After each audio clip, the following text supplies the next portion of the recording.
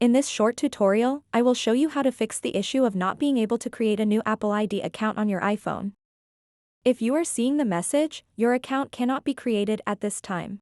It can be frustrating, but there are a few simple steps you can take to try to resolve the issue. To get started, open up the Settings app on your iPhone and make sure that your iPhone is connected to a stable internet connection. Sometimes, a poor or unstable connection can prevent the account creation process from going through successfully. Once you have confirmed your internet connection is working well, try restarting your iPhone. This simple step can help refresh the device's system and potentially resolve any temporary glitches causing the issue. If that doesn't work, check if there are any pending software updates for your device. To do that, scroll down a bit and tap General. After that, tap Software Update. If there is a software update available, then download and install it. Outdated software can sometimes lead to compatibility issues that prevent certain functions, like creating accounts, from working properly.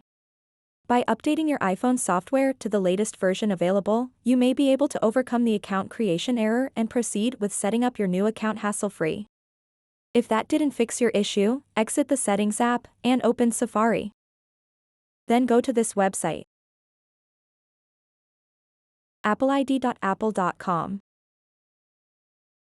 Then tap here and select this option. Create your Apple ID. All you have to do next is follow the on-screen instructions and create your Apple ID as you normally would. If none of these solutions work, you may need to reach out to Apple support for further assistance. So that wraps up this tutorial. If you have any questions about this whole process, please let me know in the comments section below. And if this video helped you out, please give it a big thumbs up and subscribe to this channel for more tutorial videos like this one. Thank you so much for watching and have a good day.